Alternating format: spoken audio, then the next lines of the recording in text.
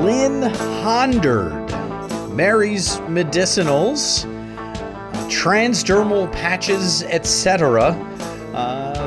Gives us a few minutes and kind of takes us through the Mary's Medicinals story, a little bit about herself as well. This is one of the rare instances where I have not spoken to the subject prior to this very conversation.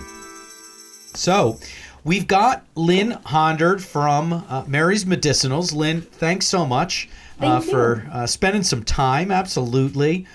First things first, you guys are doing some great work. Just give us the background, since 2013, right there in Colorado. What do we need to know about Mary's Medicinals and Nutritionals, for that matter? Absolutely. Well, thank you first for having me. It's a pleasure to be with you.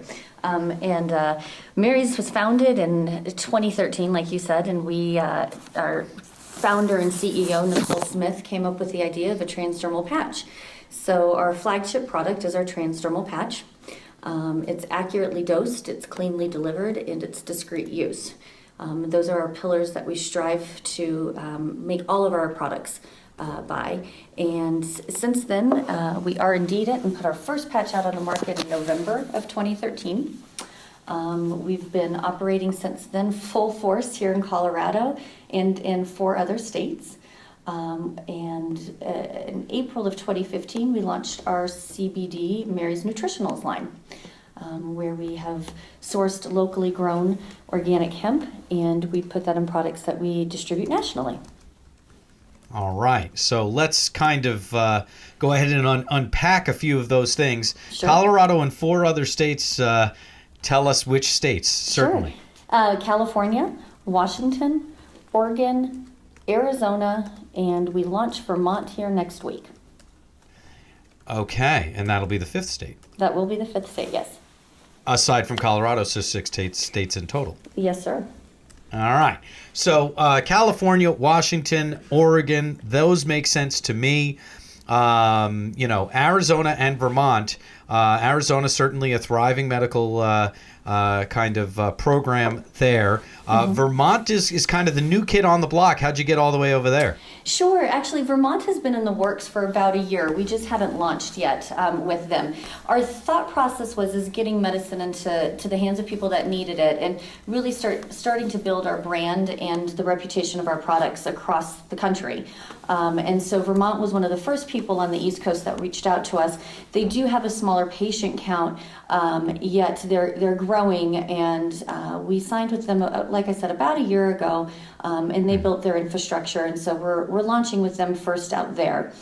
Since they do already have a dispensary model in play, it's easy for us to get our products up and going, unlike a lot of the other states that are just now working on their regulations. Yeah, the newer kind of Midwest to Northeast or kind of east of the Rockies states are kind of fiddling with what we know works. Exactly. And as we all know and have talked with different people in the legislation bodies in those states, it's difficult at best to find out when it's actually going to go live, right? Absolutely. So that's exactly right. We feel really good with our partnership in Vermont and are excited to have their products out on the shelves next week.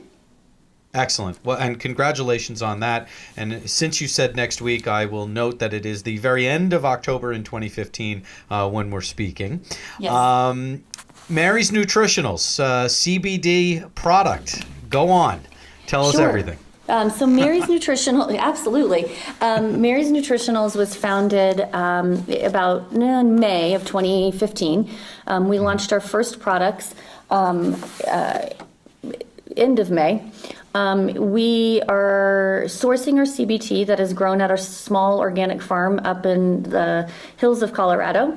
They are special hemp plants that have been bred for their CBD content, potency, and quality.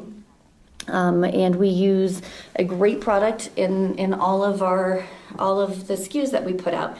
We make a patch as well as all of the other products that you would find on our medicinal side, plus a few extras. So we make a product called Muscle Freeze for aches and pains of muscles, and it's probably one of our best-selling products on our nutritional line. Go ahead. No, I was just going to kind of ask, obviously folks are putting out more and more CBD product. Why did you feel that it was important for Mary's to do so? Sure. Quite frankly, it stemmed from the onslaught of calls and emails we got every day from patients around the country and literally around the world looking for high quality CBD. And I don't think I need to let your listeners know about the amazing results. We all know how amazing good quality CBD is for people and the results it can provide. And so we can't ship our cannabis products outside of Colorado because they have THC in them, and it's always been bred into our hearts that patients come first, and we don't like to say no to patients. And so, in finding the right partnership with Elite CBD, we've been able to produce our quality products and get them to the patients that need them all across the country. And how are sales kind of working out, if I may put you on the spot there, nutritionals versus medicinals? It's a very different model. Medicinals is great because we've been selling for over almost 3 years now, on 2.5 years. Nutritionals sales are going very well. They're going very well, especially outside of the state, because there is this interest and this need for high quality, locally sourced CBD product. I think it's a little easier for people to find that product here in the state. So we're thrilled that we're getting our brand and our message and quality product out to those outside of Colorado. Absolutely. Okay. So, now we're kind of caught up on the brand and the brands, if you will. And at this point, I want to certainly, mention this is the first time you and I are speaking. So usually I know the folks that we speak to a little bit better. Now, you and I have been in the same room, of course, and at Can Awards in March in Boulder. But, how did you get into this whole game? Sure, not a problem. It was interesting for me in particular. Nicole and I, our CEO and founder, had worked together at a marketing firm prior to this that we had owned together. And literally on January 1st of 2013, she said, "Linny, I know what we're going to do this year. We're going to make a cannabis patch." And I said, "No, we're not." And she said, "Yes, we are." And some of the companies that we had worked before in our marketing firm worked in the patch business, for lack of better words. And so we had some knowledge, and we went out and looked at different resources that could help us develop this. And quite frankly, we both thought we were making something completely different than what we ended up making. A lot of education, a lot of research and development led to us to our first patch being created in April of 2013, and that's when we launched. And then we brought on some scientists and did some more R&D and put our first product out in November of 2014. Okay. Go ahead. So as far as completely different, you mentioned, what you thought you were going to make and what it ended up as. Sure. Any entrepreneur, any business owner, any product maker certainly understands. But explain what you mean in your specific case. Sure. In our specific case, when Nicole came up with the idea of making a patch, she honestly thought we were going to make a patch that was a discreet way for people to get high, for lack of better words. We thought, what a great concept or an idea to be able to wear a patch where you might not be able to smoke or to vape or to consume edibles. You could have a discreet use of marijuana in a patch form. What we found out, though, is as we started R&Ding this and doing research on the plant and the benefits, obviously the medicinal benefits of the plant, that it wasn't about that. It was about accurate dosing, it was about clean delivery, and it was about providing quality medicine to patients who need it. And so as we started looking at the plant and looking at the different cannabinoids and being able to look at ways to isolate different ones, We realized that it wasn't just about THC. It was about CBD, and it was about CBN. It was about THCA. We were the first company to put out a THC acid version formed product in the market that has gotten extraordinary results for different patients, especially those with arthritis. So for us, it really transformed in the course of, I would say, 90 days, that we weren't there to get anybody high, for lack of better words. We were there from a medicinal standpoint, an education standpoint, and truly to change the face in the use and the viewpoint of cannabis use. Is that where the name comes in, Mary's Medicinals? Absolutely, yep. And what's the background on that? There's no Mary. So it's just the alliteration that we appreciate? Yes, it's funny because Nicole will say, "Hey, I talked to Mary. She was that blonde," and somebody will say to me, "Hey, I talked to Mary. She was that brunette." So it's a little bit of both of us, I suppose. Indeed. Well, it turns out she's a redhead anyway, right? She does have a few strands of red. Yes. Anyway, that is a plant joke, ladies and gentlemen. Yes. So April 2013, and you starting out as, it sounds like, with an adult use path. Is this all in relation to the vote in 2012? I think it had something to do with it, yes. It actually was more of just an idea. We had been in the marketing branding business for a while, and we were both looking at moving sectors and looking at something different. And she literally came up with this idea, and we had the right people to talk to about helping us R&D it. And so we ran with it. And we also recognized that there was a need in the space for quality products from a medicinal standpoint. And we've really strived over the course of the last 2.5 years to make that our mission. It's quality medicine, it's accurately dosed, and it's cleanly delivered, and definitely changing the face of cannabis. Yeah. And you were there in time, November 2013, for adult use doors to kick open January 1st, 2014 in Colorado. Yes. At that point or since then, have you thought about an adult use product, or no, we're just going to go ahead and stay with medical? We sell all of our products in the recreational stores as well here in Colorado. We do, and we did that. We talked about it, and we did it purposely. We did it so that anybody could come in and purchase our products. Our milligrams are not different. Our end result is not different in our products. All of the products are the same, but we do sell them on the recreational side as well. How does the dosage work out then? You've got to go lower on adult use. Yes. You have to go, exactly. You have to go lower on the recreational side regardless. But since most of our products are transdermal, we can microdose very effectively. So we have patches in 10 milligrams and 20 milligrams, and the equivalency of that in an edible would be anywhere from about 90 to 180 milligrams. So they're longer lasting.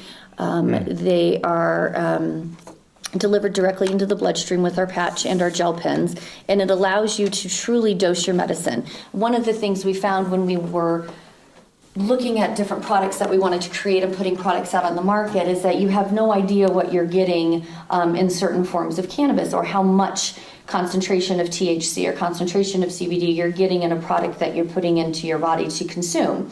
So for us, really focusing in on the accurately dosed concept is extremely important. And we have patients anywhere from 62 to 2 using our products, and making sure they know exactly how much medicine they're getting is invaluable to them. Is that epilepsy, I would imagine, when you went all the way down to 2 there? Yes, epilepsy, okay. Yes. And what, as far as patients are concerned, those that you speak with, what do they share with you as their Mary's medicinal experience, if you will? That with a trans, that with the patch as opposed to vaping or smoking or anything that you mentioned earlier. How do they compare the two experiences, or the myriad experiences? Sure, especially for first-time users, or those that are coming into the market space or to the market and still having the stigma associated with cannabis. It's a much easier barrier to entry entry for those patients to come in and see something that they might be familiar with, whether it's a vitamin B patch or even a Band-Aid for that matter. They think, okay, well, I can put this on. If I don't like how I'm feeling or if I'm worried about it, I can take it off. The medicine stops delivering. It's not something I have to smoke or inhale, and it's not something that I need to consume and hope for the best. So their experiences with our products and the feedback we get is that it's been really, it's been a lifesaver for them to be able to try a product that they might have been weary about, or to add a product that they know that they're getting the exact dosage of medicine that they want. And having that availability is very important to them. We also have a lot of patients that like to mix and match their dosing of different cannabinoids. We have one patient in particular who wears a THCA patch every morning, no matter what, puts one on, and then throughout the day uses our CBD gel pens for breakthrough pain because it is microdosed at 2 milligrams per pump. So we have a lot of people that really enjoy the different cannabinoids that we put out on the market and the different mechanisms in which they can consume them, or use them is a better word instead of consume. Yeah, no, totally understood. As far as geographic feedback, does California, Washington, Oregon, Arizona, does the feedback from any of those states differ, or is it amended in any way from what you hear from Colorado, or no? I don't think yet. We have California just launched back in May. I think the general perception in California, since the laws are very different, as we know, I know that they just passed new legislation that will hopefully take into effect here in the next year or so. AB 266, absolutely. Exactly. But, in LA, there's a lot of, I think the general thought process is there's a higher interest and a higher THC content, right? They don't have the rules and regulations that we have here in Colorado. And so that barrier to entry with some of the patients there, and letting them really understand and educate them on the difference between transdermal delivery versus non-transdermal delivery, and the effectiveness of dosing and what they really need is different. Given it's going to be, it already is 40% of the market share of cannabis use in the country, we definitely have a position there for good medicinal quality consumption. Got it. Are you yourself from Colorado, or? No, I'm from California. Don't hate me. I'm from New York, so you're way better than me. Yeah, okay, there absolutely. you go, right? Exactly. No, I moved out here about 9 years ago. Okay, so California. Let's get into the Lynn background, if you don't mind. Sure. NorCal, SoCal, somewhere in between. A little bit of both. Primarily Southern California. My background is in finance, actually, so very different. Worked on Wall Street for many years, in San Francisco as well. And then about 10 years ago, we decided that we wanted a better place to raise our daughter, and we had family that lived in Colorado, so we came out here. Oh, wow. Oh, so you really, just changed it completely. You were New York and San Francisco, and those are kind of inextricably linked with finance and tech.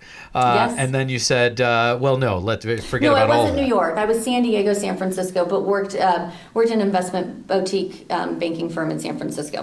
Right. We forget that Wall Street doesn't have to be Wall Street. Correct, yes. And then we moved out here when our daughter was 4 or 5. Oh, wow. Mm-hmm. My goodness. So you had family in Colorado. To just pick up and move like that, did you have a job? Did your partner have a job? At the time, no, he did. I did not. I wasn't working at the time. I took some, the 2000 the .com busted, and there was a lot of different changes in the regulations in the financial services industry. So I took some time off, moved out here, and got settled. And Nicole had been out here for 20 some years, and she had been running this awesome marketing firm, and we met. And she said, hey, do you want to partner up on this marketing firm? You have ideas in bringing capital to small companies that need it. I have good branding experience. Let's partner up and see what we can do. And so here we are.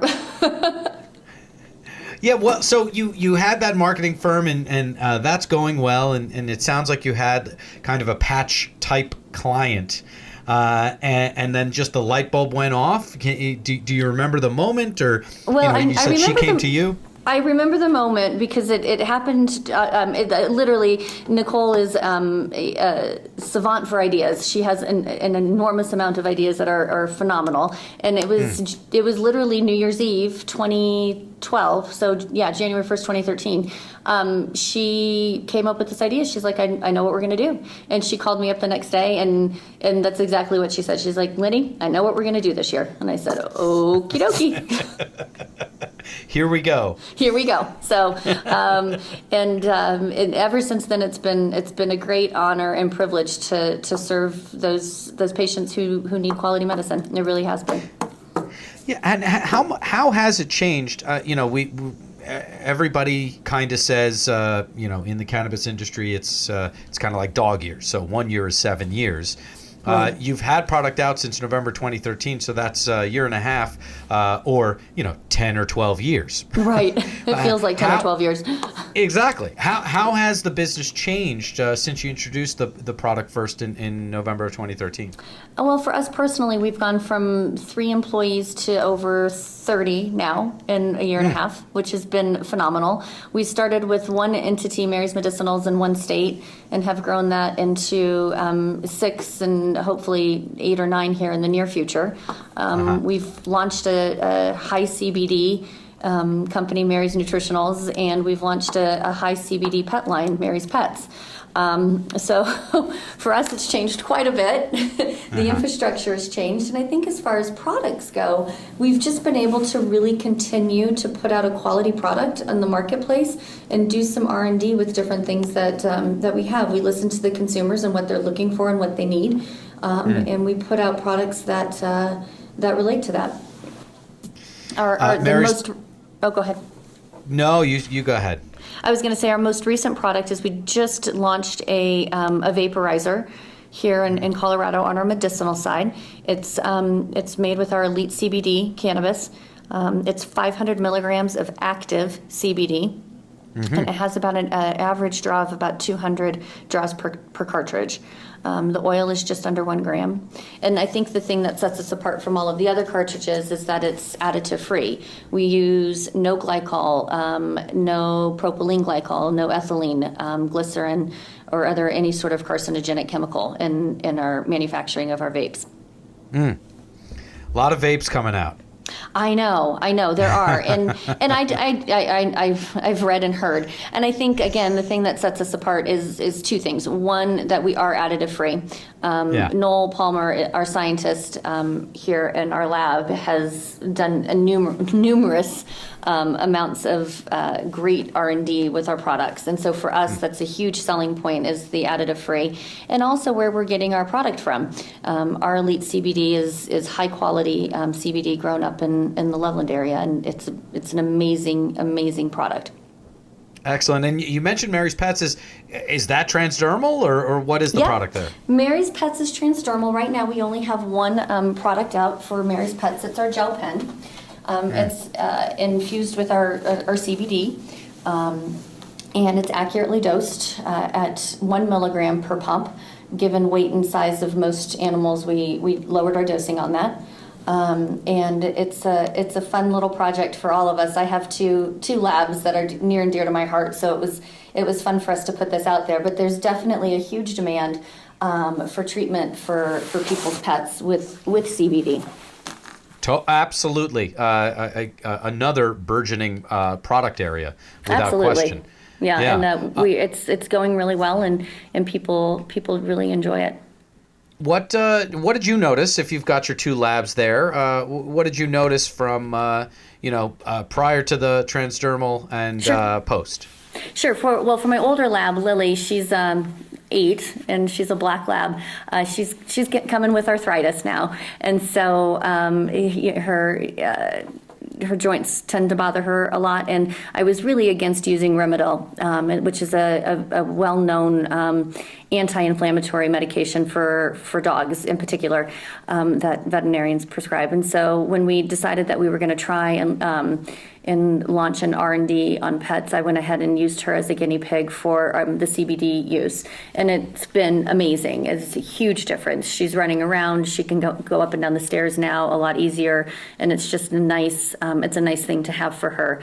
I like it. It's super easy to dose. I don't have to shove a pill in her mouth and help her swallow it, or wrap it up in a treat. You put it on the inside of the ear and just rub it in a little bit, and it takes effect pretty quickly.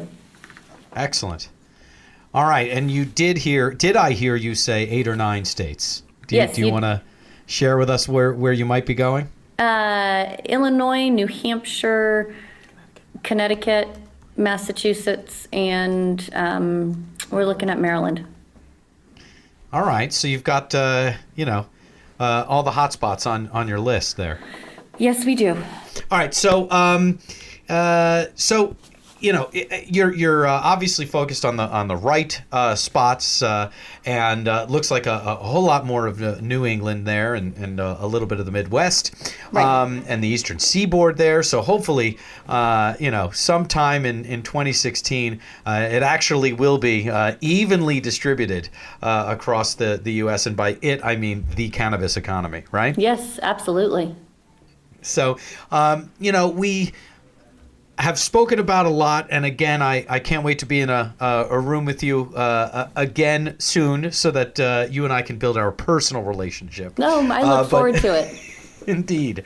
But I want to go ahead and ask you the 3 final questions that we traditionally ask, and those are, number 1, what has most surprised you in cannabis? Number 2, what has most surprised you in life? And number 3, on the soundtrack of your life, can you name one song? Name one track on Lynn's soundtrack. So first things first, what has most surprised you in cannabis? The acceptance of it has changed greatly, and I like that. We didn't touch on this, but I'll touch on it just briefly.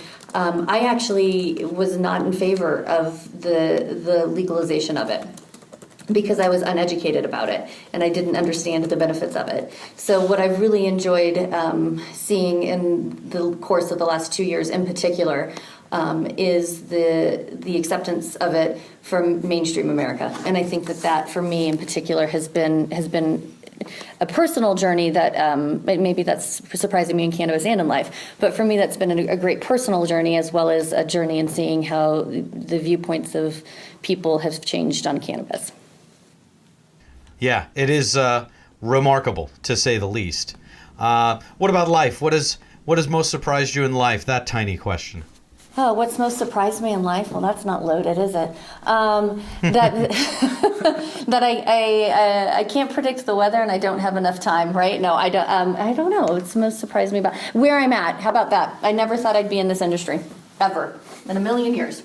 Wouldn't have bet on it. Wouldn't have thought anything that I would ever be in this industry. So for me, that's been the most surprising about my life. And having the conversations I have with people on a daily basis, whether that's speaking to people who use our products and they are finding relief from it, and knowing that on a daily basis in some little way we're helping people feel better.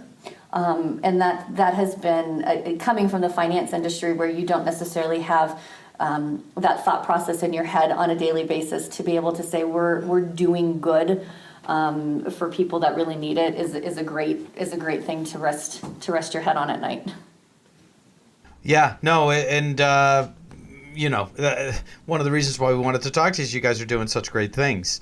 What about some people find this the hardest, Lynn, to name a song that kind of accurately should be put on one's soundtrack of their lives. So on the Lynn Honderd soundtrack, what song might you mention? What song should be there?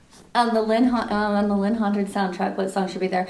I like the song "Head Full of Doubt" by the Avett Brothers. I think it's a great song. It talks about black and white and coming out of the shadows and really shedding a light on ideas and thoughts and processes. Indeed, the Avett Brothers certainly know how to play, and they're so damn good looking, aren't they, Lynn? They really are, so from that standpoint, it's good. And I think it kind of all ties in. Nicole says something all the time. She said all of her life experiences have led her up to what she's doing now. And there you go. I tend to echo that. And so while you ask me about these different buckets, cannabis, life, and a soundtrack, it's ironic that they're all tied together. And so from that standpoint, it's what we do and it's who we are, and I wouldn't want to be any other place. There we go. Lynn Honderd, Mary's Medicinals, thanks so much for your time. Oh, thank you so much. Have a great day. And there you have Lynn Honderd from Mary's Medicinals. Out of Colorado, but certainly operating in a number of other states as just discussed. Hopefully you enjoyed that. Certainly do let us know. They are doing good work there, and obviously have, as Lynn stated, a primarily medical focus.